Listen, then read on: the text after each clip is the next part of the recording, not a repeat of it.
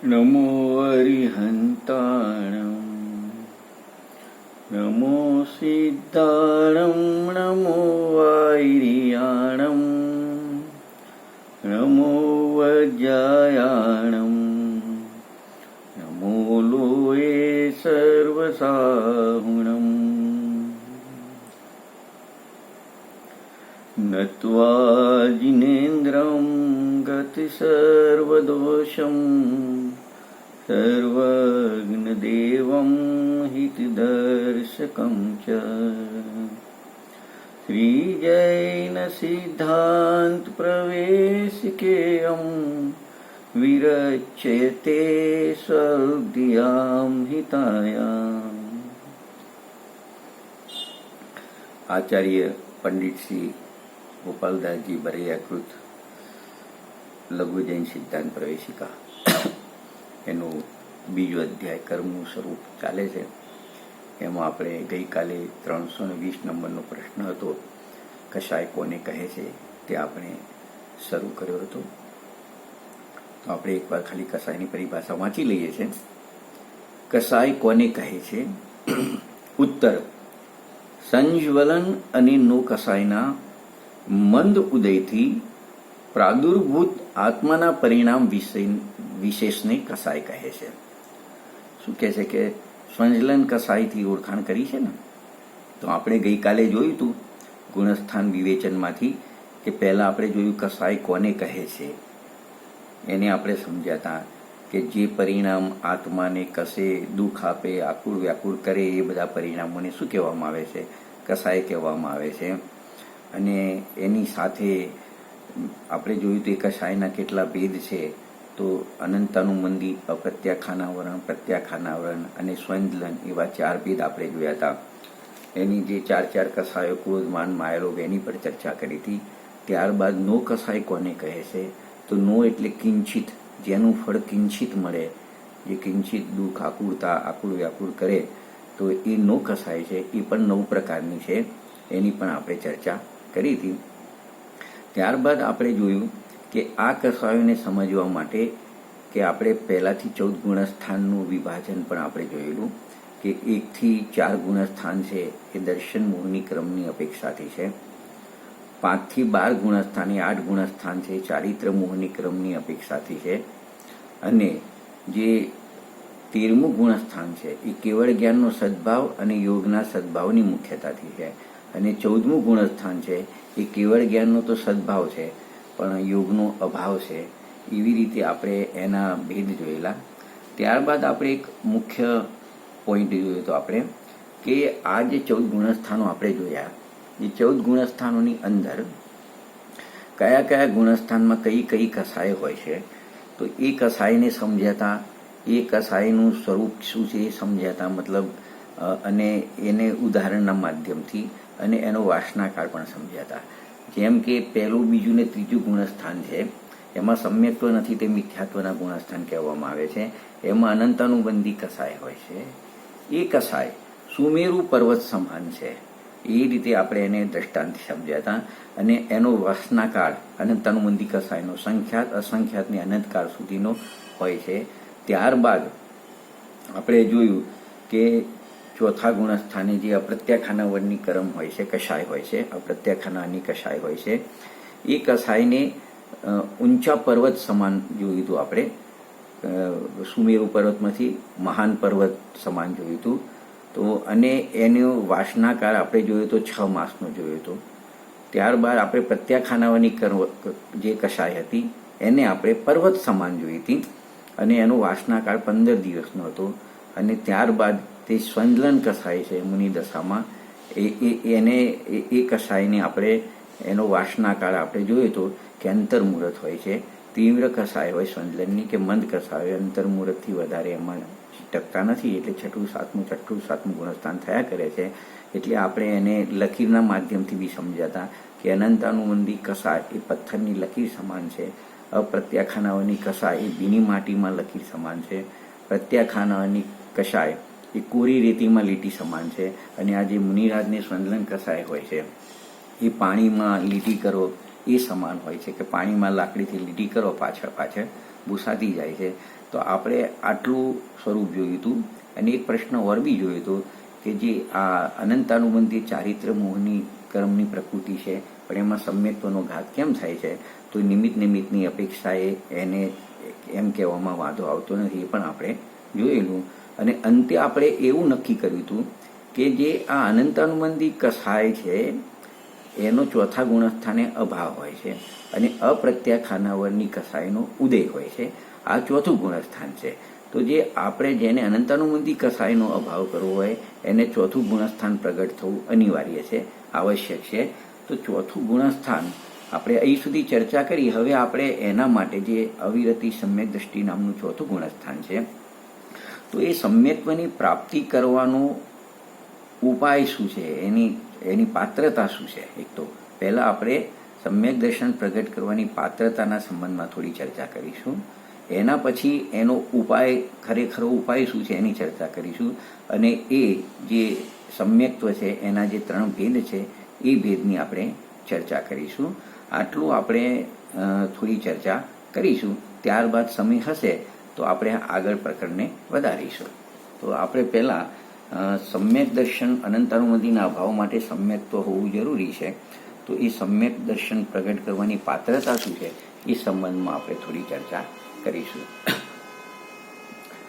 તો જો અહીંયા એક પ્રશ્ન આપેલો છે 110 નંબરના પેજ ઉપર, ગુણસ્થાન વિવેચન ઉપર, ત્યાંથી આપણે થોડી શરૂ કરીશું. ત્યાં પ્રશ્ન નંબર 45 છે કે અવિરત સમ્યક્ત્વ ગુણસ્થાનની પ્રાપ્તિ માટે પાત્રતાનું સ્વરૂપ શું છે? મતલબ પાત્રતા નક્કી કરી આપી છે આપણને કે સમ્યક દર્શન પ્રગટ કરવા માટે શ્રદ્ધા અપેક્ષાએ આપણને શું હોવું જોઈએ, જ્ઞાન અપેક્ષાએ કેવા નિર્ણય હોવા જોઈએ, અને ચારિત્ર્યની અપેક્ષાએ પણ આપણે એમાં શું હોવું જોઈએ. આ પાત્રતાની વાત છે. આમાં કોઈ સમ્યક દર્શનનો નિયમ બની જાય છે એવી વાત નથી, પણ એ પહેલાં નિયમથી આટલું હોવું જરૂરી છે, બુદ્ધિપૂર્વક વિકલ્પપૂર્વક પણ આટલું હોવું જરૂરી છે. તો એની આપણે એક એકની ચર્ચા કરીશું. તો પહેલાં આપણે એમાં શ્રદ્ધા અપેક્ષાએ ચારિત્ર્યની સમ્યક દર્શન પ્રગટ કરવાની પાત્રતા શું છે એની આપણે થોડી ચર્ચા કરવા માંગીએ છીએ. તો જો પ્રશ્ન ફરી વાંચીશું, અવિરત સમ્યક્ત્વ ગુણસ્થાનની પ્રાપ્તિ માટે પાત્રતાનું સ્વરૂપ શું છે? તો શ્રદ્ધા અપેક્ષાએ આપણે પહેલાં નક્કી કરીએ છીએ. એનો ઉત્તર ગ્રહિત મિથ્યાત્વનો પૂર્ણ ત્યાગ આવશ્યક છે. જો મિથ્યાત્વ આપણે જોયું તો ગ્રહિત ને અગ્રહિત. જો ગ્રહિત જ ના છૂટે તો અગ્રહિત છૂટવાનો પ્રશ્ન છે નહીં. જેને ગ્રહિત નથી છૂટ્યું એને ક્યારેય અગ્રહિત છૂટતું નથી. એટલે નિયમ પણ છે કે પહેલાં ગ્રહિત છૂટે ત્યારબાદ જ અગ્રહિત મિથ્યાત્વ છૂટતું હોય છે. તો ગ્રહિત મિથ્યાત્વમાં કુદેવ કુગુરુ વગેરેને જે માનતો હોય છે તો એના માટે લખ્યું કે ગ્રહિત મિથ્યાત્વનો પૂર્ણ ત્યાગ આવશ્યક છે.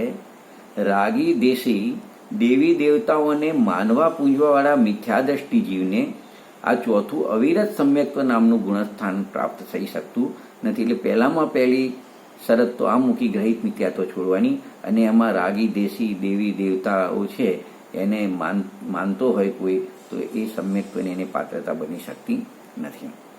એની સામે શું હોય તો કહે છે વિતરાગી સર્વજ્ઞ અને હિતોપદેશી દેવ જ સાચા દેવ છે. વિતરાગ સર્વજ્ઞ અને હિતોપદેશી એ જ સાચા દેવ છે.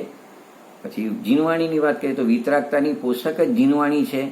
અને હવે ગુરુની વાત કરીએ, દેવશાસ્ત્ર ગુરુની, તો 6-7મા ગુણસ્થાનમાં ઝૂલવાવાળા ભાવલિંગી દિગંબર સાધુ ગુરુ છે એવી દ્રઢ શ્રદ્ધાવાન, ભલે મિથ્યા દ્રષ્ટિ છે પણ આવી પહેલા વિકલ્પપૂર્વક પણ એને આવી દ્રઢ શ્રદ્ધા હોય છે કે આવું જ દેવનું સ્વરૂપ છે, આવું જ ગુરુનું સ્વરૂપ છે અને આવું જીનવાણીનું સ્વરૂપ છે.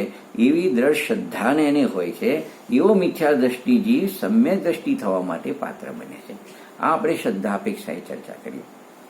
હવે જ્ઞાન અપેક્ષાએ શું હશે કે જેવી શ્રદ્ધા થાય ને તો પહેલાં એવું એનું સ્વરૂપનું જ્ઞાન થાય છે, નિર્ણય થાય છે.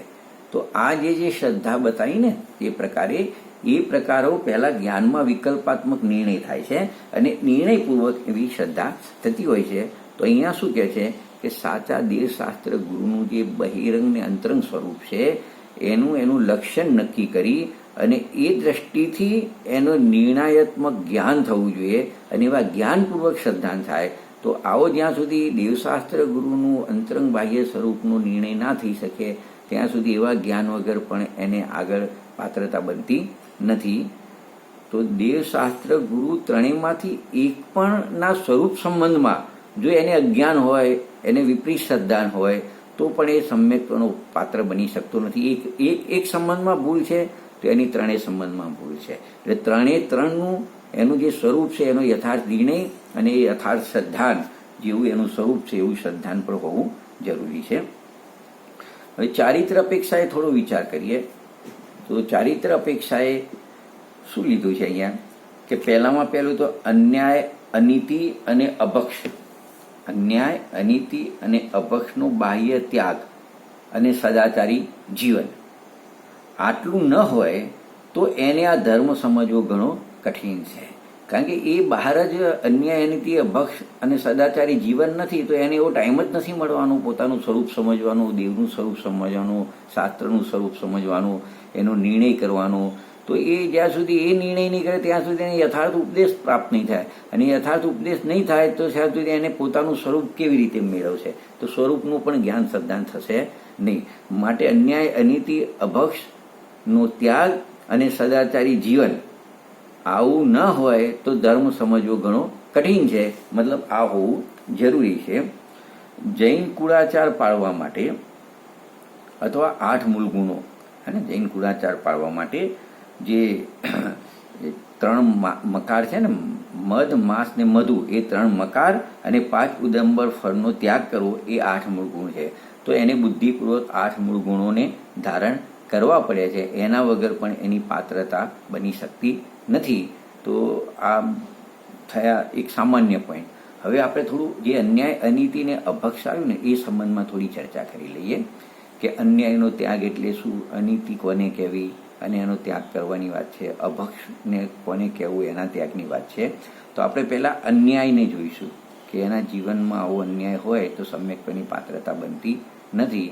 તો એમ કહે છે કે જે કામને સરકાર પણ અયોગ્ય માને છે, એક વાત એટલે સરકારના આદેશથી વિરુદ્ધ કામ કરવું. ખ્યાલ આવે ને? સરકાર જેને અયોગ્ય માને છે અથવા એને દંડયોગ સમજે છે અને મનુષ્યને જેલમાં નાખે છે, દેશ નિકાલ કરે, ફાંસી આદિની સજા આપે, એવું કોઈ પણ કામ કરવાનો મનુષ્ય અન્યાયી છે. આ બધો શું છે? અન્યાય છે. અને એવો અન્યાય હોય ત્યાં સુધી એને સમ્યક્ત્વની પ્રાપ્તિ માટે અપાત્ર બની દેવાય છે. અનીતિને થોડી જોઈએ આપણે. અનીતિને જે કામને લીધે જૈન સમાજ અથવા જૈનેતર સમાજ પણ મનુષ્યની શું કરે? નિંદા કરે, એવું કાર્ય અનીતિની કોટીમાં આવે છે.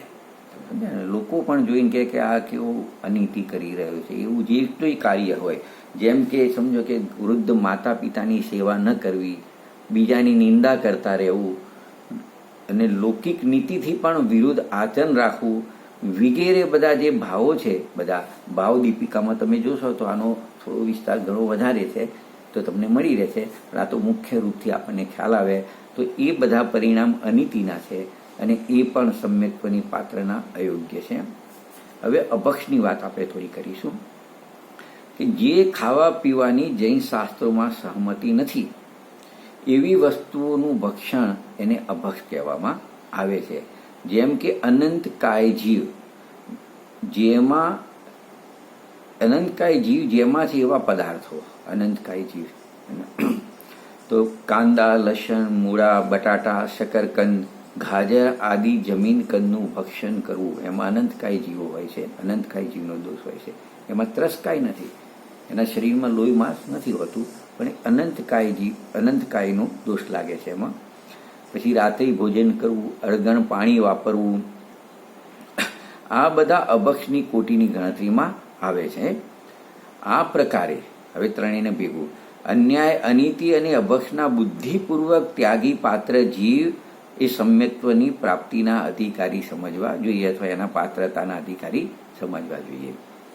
તો સપ્ત વ્યસન અને તીવ્ર હિંસા જેમાં થતી હોય એવા પાપોનો ત્યાગ તો નામધારી જૈન હોય એને પણ હોય છે. તો પછી આવા સપ્ત વ્યસન આદિ માટે જૈનને એવું સમજાવવું પડે કે આવા સપ્ત વ્યસન ના હોય. એને જુગાર છે, દારૂ છે, પરસ્ત્રી ગમન છે, વેશ્યાગમન છે, સમજાય ને, એ પછી ચોરી, પછી શિકાર કરવો, જુગાર રમવું, એ બધું જે સપ્તવ્યસન કીધું ને, તો એના ત્યાગ માટે જૈન માણસો એને સમજાવો એ એનું અપમાન કરવા બરાબર છે.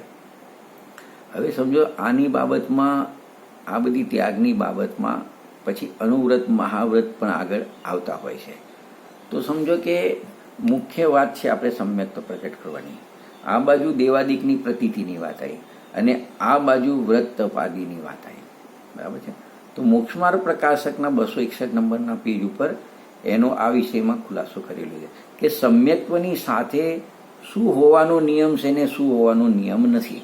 ખ્યાલ આવે ને? તો સમ્યક્ત્વ જ્યારે પ્રગટ થાય છે તો એ વખતે આ દેવાદિકની પ્રતીતિ શ્રદ્ધાનો તો નિયમ છે, પણ વ્રત તપ આદિ હોવા જોઈએ એવો કોઈ નિયમ નથી. હોય પણ ખરા, ન પણ હોય. ખ્યાલ આવે ને?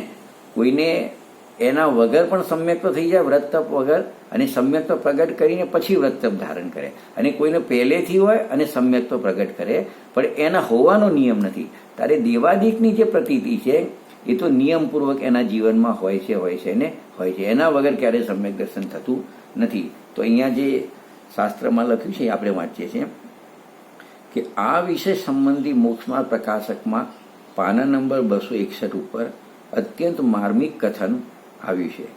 તેને તે શાસ્ત્રોના શબ્દોમાં આપણે જોઈએ.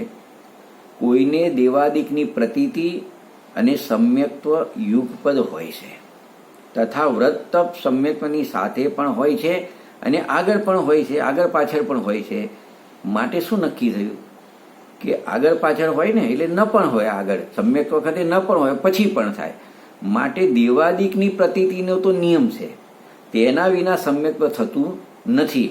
પણ વ્રતાદિકનો નિયમ ના રહ્યો, કારણ કે દેવાદિકની પ્રતીતિ તો સમ્યક્ત્વની સાથે હોય છે અને સાથે વ્રત હોય પણ છે અને આગળ પાછળ પણ હોય છે, એટલે નથી પણ હોતા. માટે દેવાદિકની પ્રતીતિનો તો નિયમ થયો, તેના વિના સમ્યક્ત્વ થતું નથી, પણ વ્રતાદિકનો નિયમ નથી. ઘણા જીવ તો પહેલા સમ્યક્ત્વ થયા પછી જ વ્રતાદિકને ધારણ કરે છે અને કોઈને યુગપદ સાથે પણ થઈ જાય છે. હવે જો બીજો એક પ્રશ્ન આમાં કરેલો છે કે અણુવ્રતો કે મહાવ્રતોનો સ્વીકાર કરવો સમ્યક્ત્વ માટે આવશ્યક છે કે નહીં, મતલબ એ હોવા જ જોઈએ એમ સ્વીકાર કરવો એવું આવશ્યક છે કે નહીં. તો એ જ વસ્તુ જે ઉપર ચર્ચા કરી અને સમજાવ્યું છે કે સમ્યક દર્શન પ્રાપ્ત કરવા માટે બે પ્રકારના વ્રત છે, અનુવ્રત અને મહાવ્રત. જે દેશવતી શાવકને અનુવ્રત હોય છે, મુનિરાજને મહાવ્રત હોય છે. તો કે છે સમ્યક દર્શન પ્રાપ્ત કરવા માટે અણુવ્રતો તથા મહાવ્રતોનું પાલન કરવું આવશ્યક નથી. હા, જો સમ્યક દર્શન પહેલા કદાચ બાહ્ય વ્યવહાર વ્રત લઈ લીધા હોય તો તેનું પાલન કરતા કરતા પણ તત્વચિંતનની મુખ્યતા હોય છે, તો જ એને સમ્યક દર્શન થઈ શકે છે. પરંતુ વ્રતો વિના પણ અવિરત સમ્યક્ત્વની પ્રાપ્તિ થઈ શકે છે. હોય તો વાંધો નથી, ના હોય તો એ થઈ શકે છે. હવે આપણે આ સમ્યક દર્શનની પાત્રતાની ચર્ચા કરીને, તો હવે આ તો સામાન્ય પાત્રતાની ચર્ચા કરી, પણ ખરેખર એનો ઉપાય શું છે આપણે એને થોડું જોઈશું અને ત્યારબાદ એના ભેદને પણ જોઈશું આપણે. તો જો હવે પ્રશ્ન નંબર 47ની ચર્ચા કરીશું આપણે કે સમ્યક દર્શનની પ્રાપ્તિ માટે શુદ્ધાત્માના ધ્યાનને છોડી શું અન્ય કોઈ ઉપાય પણ હોઈ શકે? શુદ્ધાત્માનું ધ્યાન એ તો ઉપાયનો સ્વીકાર છે, પણ એ સિવાય બીજું કંઈ સાધન હોઈ શકે શુદ્ધાત્માના ધ્યાન સિવાયનું? કે એકમાત્ર શુદ્ધાત્માનું ધ્યાન એ જ સમ્યક દર્શન પ્રાપ્તિનો ઉપાય છે? આવો પ્રશ્ન છે. ખ્યાલ આવે ને? તો ઉત્તર આપે છે. પ્રશ્ન સમજાય ને કે સમ્યક દર્શનની પ્રાપ્તિ માટે શુદ્ધાત્માના ધ્યાનને છોડીને બીજો કોઈ ઉપાય છે કે ખાલી શુદ્ધાત્માના ધ્યાનથી જ સમ્યક દર્શનની પ્રાપ્તિ થાય? તો જે ઉત્તર સરસ આપે છે કે જે પ્રકારે સમ્યક દર્શનની પ્રાપ્તિ માટે સમ્યક ચારિત્ર સમજાવ્યું છે, ખ્યાલ આવે ને, કે જે પ્રકારે સમ્યક ચારિત્રની ઉત્પત્તિ અને તેની પૂર્ણતા, સમ્યક ચારિત્રની ઉત્પત્તિ અને સમ્યક ચારિત્રની પૂર્ણતા એ ક્રમે થાય છે. ઉત્પત્તિ થયા પછી પૂર્ણ, એ બંને પહેલા સમ્યક ચારિત્રની ઉત્પત્તિ પછી સમ્યક ચારિત્ર વધતું પૂર્ણ થાય. એનો ઉપાય નિજ શુદ્ધાત્માનું ધ્યાન જ છે. જેવી રીતે આનો ઉપાય નિજ શુદ્ધાત્માનું ધ્યાન છે, તે જ પ્રકારે સમ્યક દર્શનની ઉત્પત્તિનો ઉપાય પણ એક નિજ શુદ્ધાત્માનું ધ્યાન જ છે. અન્ય બીજો કોઈ ઉપાય નથી. ખ્યાલ આવે ને? પછી કેમ નથી એનું હવે કારણ આપે છે. બીજો કોઈ ઉપાય કેમ નથી, બંનેમાં એક જ ઉપાય કેમ છે? સમ્યક દર્શન, સમ્યક જ્ઞાન કે સમ્યક ચારિત્ર, બધા જેટલા ગુણો સમ્યક થાય છે બધાનો ઉપાય એક જ કેમ છે કે સમ્યક દર્શન અને સમ્યક ચારિત્ર આ બંને ભાવ આત્મ આશ્રિત વિતરાગ ભાવ સ્વરૂપ જ છે, અને આ બંનેના નિમિત્તથી બાધક કર્મ પર એક મોહનીય કર્મ જ છે. પછી મોહિનીના ભલે બે ભેદ પર, એક દર્શન મોહિની ને એક ચારિત્ર મોહિની, પણ બંનેનું પ્રતિપક્ષી કર્મ એક નામ આપો તો કયું છે? મોહની કર્મ. કે સમ્યક દર્શન હોય કે સમ્યક ચારિત્ર હોય, એનું પ્રતિપક્ષી કર્મ મોહની કર્મ છે. ખ્યાલ આવે ને? એટલે એક દર્શન મોહિની ને એક ચારિત્ર મોહિની. માટે આની પ્રાપ્તિનો ઉપાય પણ એક આત્મા આશ્રિતપણું છે. મતલબ એક આત્માના આશ્રય જ મોહિની ક્રમનો અભાવ થાય છે. એક આત્માના આશ્રય દર્શન મોહનો અભાવ થઈ અને ચારિત્ર મોહમાં ક્રમ પડે છે. એનો ક્રમથી ચારિત્ર મોહની ક્રમનો પણ શું થાય છે? અભાવ થાય છે. આ કારણે સમ્યક દર્શનની પ્રાપ્તિનો ઉપાય પણ એક નિશુદ્ધાત્માનું ધ્યાન જ છે, બીજો કોઈ ઉપાય નથી. ખ્યાલ આવે ને?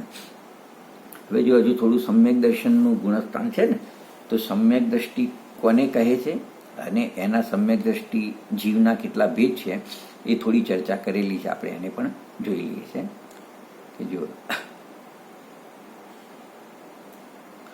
જેની દ્રષ્ટિ અથવા શ્રદ્ધાન, જેની દ્રષ્ટિ કહો કે શ્રદ્ધાન કહો, એ યથાર્થ હોય છે તેને સમ્યક દ્રષ્ટિ કહે છે.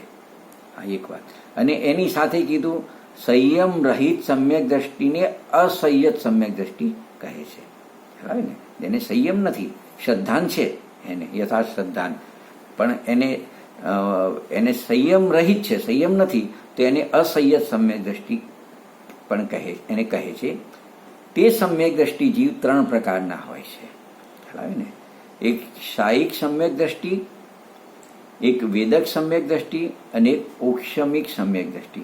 આ ત્રણ પ્રકાર છે. તો આ ત્રણ પ્રકાર કેવી રીતે પડે છે એની સામાન્ય ચર્ચા આપણે કરી લઈએ છીએ કે જો સમ્યક દર્શન અને સમ્યક ચારિત્ર ગુણોનો ઘાત કરવાવાળી ચાર અનંતાનુબંધી પ્રકૃતિઓ અને મિથ્યાત્વ, સમ્યક મિથ્યાત્વ તથા સમ્યક પ્રકૃતિ, આ ત્રણ દર્શન મોહનીની પ્રકૃતિઓ. બરાબર?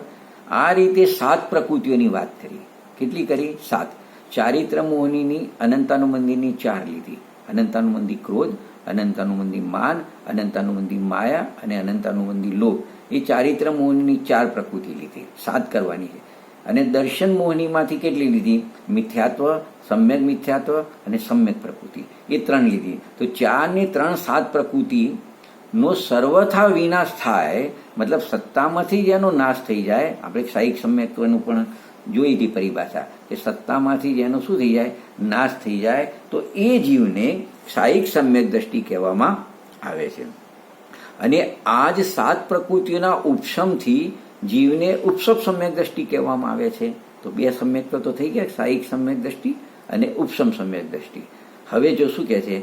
અને આ જ 7 તથા જેની સમ્યક સંજ્ઞા છે એવા, જે દર્શન મોહનીમાં 3 પ્રકૃતિ લીધી હતી ને, એક મિથ્યાત્વ પ્રકૃતિ, સમ્યક મિથ્યાત્વ પ્રકૃતિ, ત્રીજી સમ્યક સંજ્ઞા, સમ્યક પ્રકૃતિ એવું જેનું નામ છે, એવો દર્શન મોહની કર્મનો જે ત્રીજો ભેદ છે, 3 ભેદમાં એક ભેદ છે, એ પ્રકૃતિનો ઉદય હોય તો એ જીવને વેદક સમ્યક દ્રષ્ટિ કહેવામાં આવે છે. એ જીવને શું કહેવામાં આવે છે? વેદક સમ્યક દ્રષ્ટિ કહેવામાં આવે છે. તો જો આ વેદક સમ્યક દ્રષ્ટિ જીવ છે એ શિથિલ શ્રદ્ધાની હોય છે. ઔક્ષમિક શાયિક ને ઔક્ષમિક સમ્યક્ત્વ છે એ તો નિર્મળ છે. મતલબ શાયિક સમ્યક્ત્વ તો નિર્મળ છે, ઔક્ષમિક સમ્યક્ત્વ જેટલો સમય હોય છે એ પણ શાયિક વાત કેવું છે? નિર્મળ છે. પણ આ જે વેદક સમ્યક દ્રષ્ટિની વાત કરી જીવને, એમાં થોડી શિથિલતા હોય છે શ્રદ્ધાની. એના માટે એમને ઉદાહરણ આપ્યું છે. વૃદ્ધ પુરુષ જે રીતે પોતાના હાથમાં લાકડીને શિથિલતાપૂર્વક પકડે છે, એને લાકડી પકડી હોય પણ બરાબર પકડી ના શકે, એવી રીતે તે પણ તત્વાર્થના વિષયમાં શિથિલગ્રાહી હોય છે.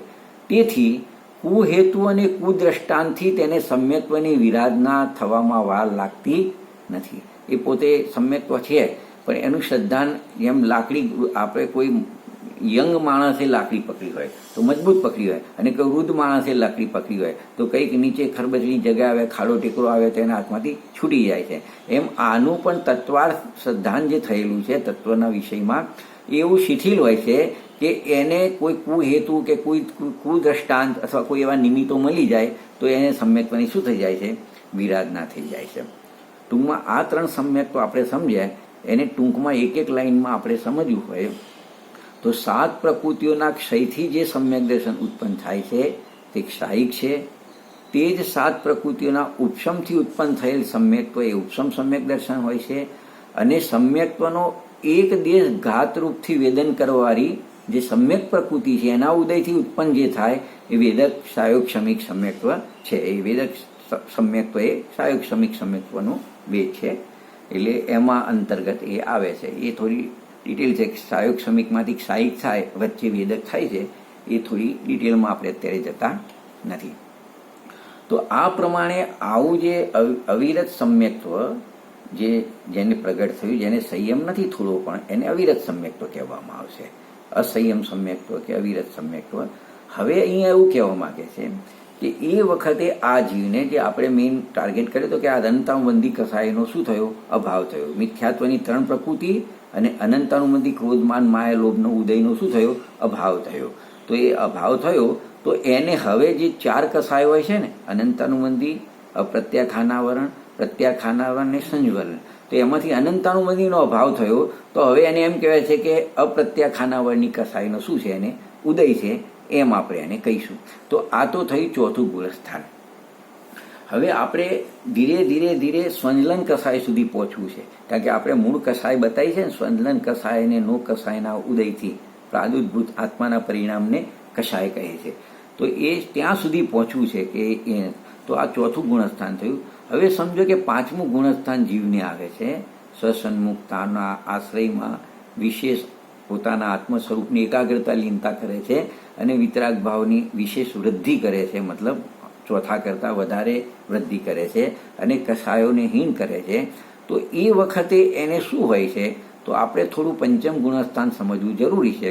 તો આપણે 5મ ગુણસ્થાનને થોડું સમજીશું અને ત્યારબાદ આપણે જે સ્વંજલન કસાયવાળું છે મુનિરાજનું ગુણસ્થાન, આપણે એમાં જઈશું. તો પહેલાં આજે આપણે 5મ ગુણસ્થાનની ચર્ચા થોડી કરીશું કે જો 5મા ગુણસ્થાનનું નામ દેશવિરત છે. શું છે? 4થા ગુણસ્થાનનું નામ શું હતું? અસંયમ સમ્યક દ્રષ્ટિ હતું. અને આનું શું નામ છે? દેશવિરત છે. ત્યાં અસંયમ હતો, અહીંયા થોડો સંયમ છે. દેશ સંયમ પણ કહેવાય અને દેશવિરત પણ કહેવાય. તો શું કહે છે? 5મા ગુણસ્થાનનું નામ દેશવિરત છે. એક વાત બરાબર. શું કહે છે? હવે આ કેવી રીતે આવે છે અથવા એમાં શું હોય છે એ વખતે, તો એની પણ ચર્ચા કરેલી છે કે બહારમાં બુદ્ધિપૂર્વક અણુવ્રત ગ્રહણ કરવાથી અને અંતરંગમાં સમ્યક દર્શનપૂર્વક અનંતાનુબંધી તથા અપ્રત્યાખાનાવરણ કસાય ચોકડીનો અનુદય થવાથી દેશ ચારિત્ર રૂપ આંશિક વિતરાગ પરિણામ પ્રગટ થવાથી 5મું ગુણસ્થાન થાય છે.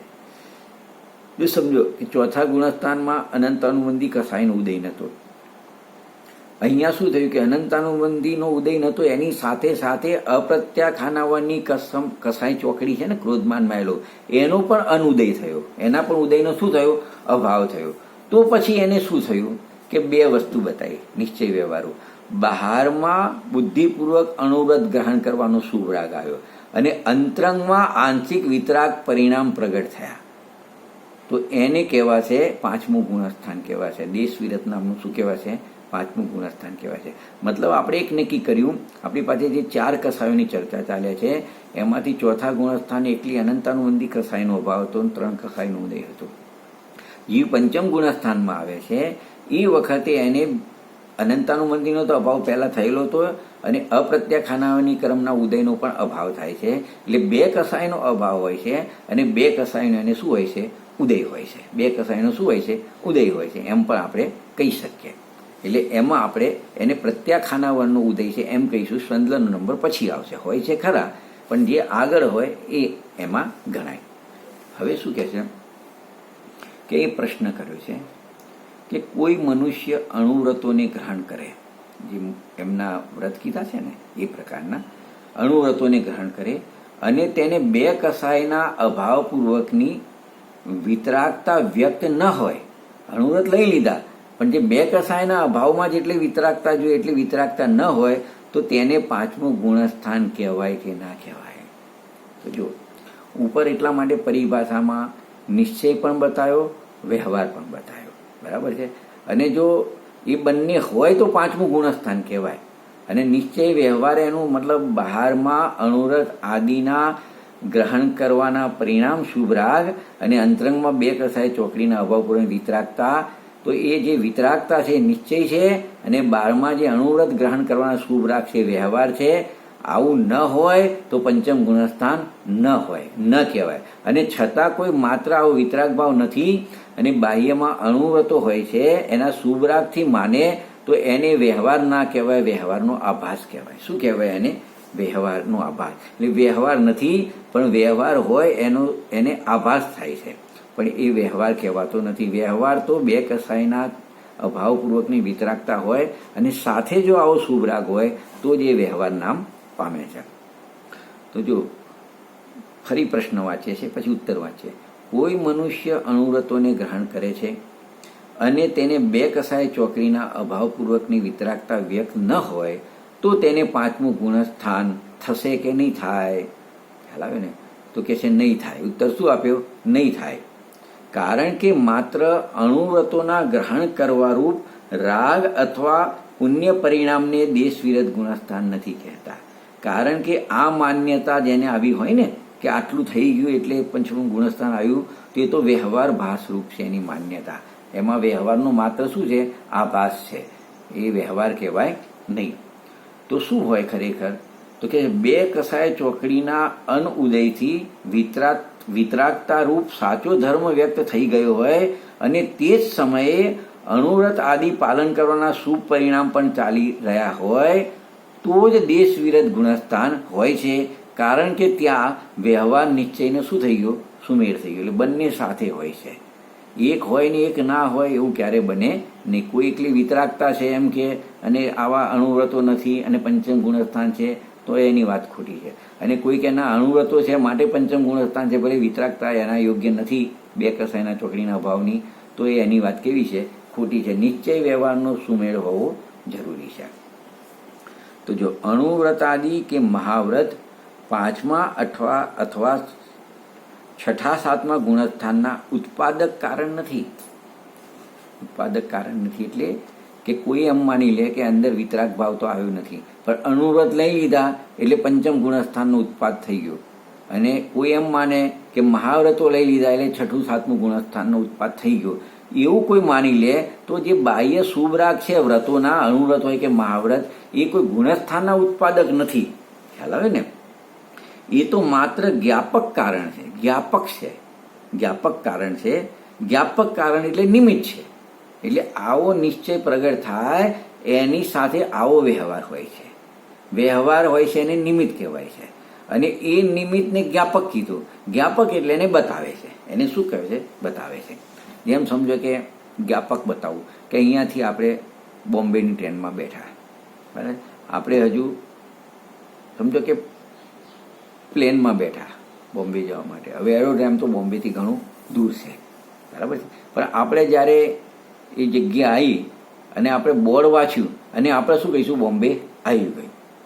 તો બોમ્બે હજુ આવ્યું નથી પણ એ બોર્ડ એને નિમિત્ત કારણ છે. બોમ્બે હવે આવી ગયા એવું બતાવવાનું નિમિત્ત કારણ છે. એટલે એને જ્ઞાપક એટલે એને બતાવનાર, એને બતાવનાર. સમજો બીજી રીતે કહું કે આપણે સમજો કે અત્યારે કેટલા વાગ્યા છે, ધારો કે, બરાબર છે, સમજો 12 વાગ્યા હોય તો આપણને કેવી રીતે ખબર છે? કોણ બતાવશે? કે ઘડિયાળ બતાવશે કે આ 12 વાગે જવું. તો ઘડિયાળને જ્ઞાપક કહેવાય.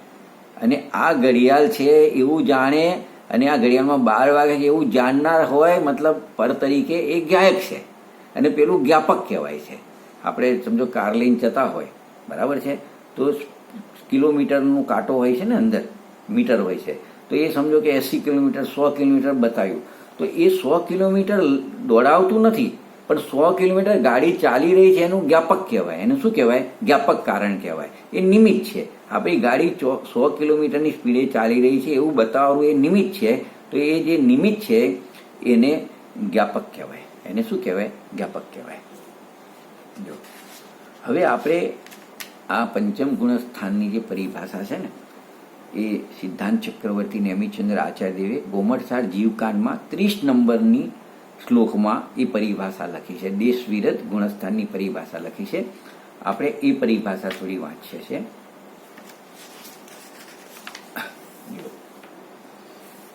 પ્રત્યાખાનાવરણ કષાયક્રમના ઉદયકાળમાં કઈ લીધી? જો તમને તરત જ પ્રત્યાખાનાવરણ બોલવું એટલે ખબર આપણને યાદ આવી જશે કે અનંતાનુબંધી અને અપ્રત્યાખાનવાર નથી, તારે પ્રત્યાખાનાવરની ક્રમનો ઉદય કહેવાશે. નહીં તો મિથ્યાત્વ અવસ્થામાં હોય તો એ 4 કસાયનો ઉદય હોય છે, પણ એને અનંતાનુબંધીનો જ ઉદય કહેવાશે. ચોથા ગુણસ્થાનમાં 3 કસાયનો હોય છે, અનંતાનુબંધી હોય, પણ એને અપ્રત્યાખાનાવરની ક્રમનો ઉદય કહેવાય. અને અહીંયા પંચમ ગુણસ્થાને પ્રત્યાખાનાવરની કસાય ક્રમનો ઉદય કાઢ લીધો. એનો મતલબ કે એને આગળની 2 કસાયનું શું થયું છે? અભાવ થયેલો છે. ખ્યાલ આવે ને? તો એ પ્રત્યાખાનાવરણ કસાય ક્રમના ઉદયકાળમાં અર્થાત નિમિત્તથી પૂર્ણ સંયમ ભાવ પ્રગટ ન થવા છતાં પણ, મતલબ આ વ્રતાદિ છે ને, મહાવ્રત એ નિમિત્ત હોય છે છઠ્ઠા ગુણસ્થાનનો, તો એ પૂર્ણ સંયમ ભાવ પ્રગટ થયો નથી છતાં પણ, એટલે 2 વસ્તુ બતાવી કે પ્રત્યાખાનાવરી ક્રમનો ઉદય છે, પૂર્ણ સંયમ ભાવ પ્રગટ થયો નથી, સમ્યક દર્શન થયેલું છે, અને સમ્યક દર્શન પૂર્વક અણુવ્રત સહિત 2 કસાયના ચોકડીના અભાવપૂર્વકની જે વિતરાગ દશા થાય છે એ વિતરાગી દશાને દેશ વિરુદ્ધ ગુણસ્થાન કહેવામાં આવે છે. તો આ એમને દેશ વિરુદ્ધ ગુણસ્થાનની પરિભાષા નેમિચંદ્ર આચાર્યએ બતાવી. તો જો આમાં કેટલી વસ્તુ બતાવી દીધી કે ઉક્ત પરિભાષામાં પ્રત્યાખાનાવરણ કસાયના ઉદયકાળમાં એવું વાક્ય લખ્યું છે. તો એ પ્રત્યાખાનાવરની ક્રમનો ઉદયકાળ એ 3 વાતો બતાવી આપણને. શું બતાવી? 3 વાતો બતાવી. શું 3 વાતો બતાવી? કે પૂર્ણ સંયમ પ્રગટ નથી. આ પ્રત્યાખાનાવરની ક્રમનો ઉદય હોય ત્યાં સુધી સકલ સંયમ, પૂર્ણ સંયમ પ્રગટ થતું નથી. એક વાત આવી. બીજી શું વાત આવી એમાં? કે આંશિક વિતરાગતા રૂપ દેશ સંયમ હોય છે. એ વખતે 2 કસાયના ચોકડીની અભાવની વિતરાગતા બતાવી ને, એટલે એટલી વિતરાગતા રૂપ દેશ સંયમ એને હોય છે. અને સાથે શું બતાવ્યું? શુભ રાગમાં, વ્યવહારમાં, કે અણુવ્રત આદિ શ્રાવકના શુભો ઉપયોગ રૂપ વ્રતોના પાલનનો ભાવ પણ હોય છે. આ બધું કાર્ય કોનું છે? કે પ્રત્યાખાનાવરની ક્રમના ઉદયનું છે. એટલે અથવા તો પ્રત્યાખાનાવરણ ક્રમના ઉદયમાં જીવને જે કસાય હોય છે એ કસાય હોય ત્યારે આ 3 પ્રકારના કાર્ય થાય છે. એક તો પહેલામાં પહેલું તો એ કસાયના કારણે સકલ સંયમ પ્રગટ કરી શકતો નથી. એક વાત તો સકલ સંયમ ભલે પ્રગટ ના કરી શકે, પણ એને 2 કસાય ચોકડીના અભાવની વિતરાગ ભાવ તો હોય છે. 2 વાત. અને ત્રીજી એ નિશ્ચય થયો. અને ત્રીજું વ્યવહારમાં શું હોય છે? કે એને અનુવ્રતનું પાલનનો શુભ રાગ પણ એને હોય છે. તો આ પ્રત્યાખાનાવરણ કર્મ શબ્દ આવે એટલે આપણને આ 3 વાત બિલકુલ સમજમાં આવી જવી જોઈએ. હવે શું કહે છે કે વ્રત પાલનનો શુભ પરિણામ તથા બાહ્ય ક્રિયાને તો ઉપચારથી વ્યવહાર ધર્મ કહ્યો છે. આને વ્યવહાર ધર્મ પણ એટલા માટે કહ્યો કે એની સાથે 2 કસાય ચોકડીના અભાવપૂર્વકની આંશિક વિતરાગતા રૂપ નિશ્ચય ધર્મ છે. તો એ વ્યવહાર એને એટલા માટે કીધું કે એના અનુરૂપ એને વિતરાગ ભાવ પણ પ્રગટ થયેલો છે. હવે શું કહે છે? જો આવો નિશ્ચય વ્યવહારનો સુમેળ છે ને, એ તો ક્યાંથી પ્રગટ થયો? કે વિતરાગતાનો અંત પ્રગટ્યો ત્યારથી. ચોથા ગુણસ્થાને સ્વરૂપાચરણ ચારિત્ર થયું ને, તો અહીંયા શું કહે છે? ચોથા ગુણસ્થાનથી જ આંશિક વિતરાગતા રૂપ જ્ઞાનધારા એટલે કે ધર્મધારા પ્રારંભ થઈ ગઈ હતી, અને ચોથામાં રાગધારા અર્થાત કર્મધારા વિશેષ પ્રમાણમાં હતી. રાગધારા વધારે હતી, એટલે વિતરાગ ભાવ થોડો હતો અને રાગ ભાવ વધારે હતો. હવે દેશ વિરુદ્ધ ગુણસ્થાનમાં વિતરાગતા થોડી વધી ગઈ, એટલે રાગધારા જે હતી એ ચોથા ગુણસ્થાનની અપેક્ષાએ કેવી થઈ ગઈ? થોડી હીન થઈ ગઈ. પણ હજુ મુનિરાજની અપેક્ષાએ તો પંચમ ગુણસ્થાન વાળી પણ કેવી કહેવાશે? હીન કહેવાશે. પણ ચોથાની અપેક્ષાએ, એટલે 5માની અપેક્ષાએ ચોથાની હીન કહેવાશે, અને છઠ્ઠાની અપેક્ષાએ 5માની હીન કહેવાશે. સમજ્યા ને?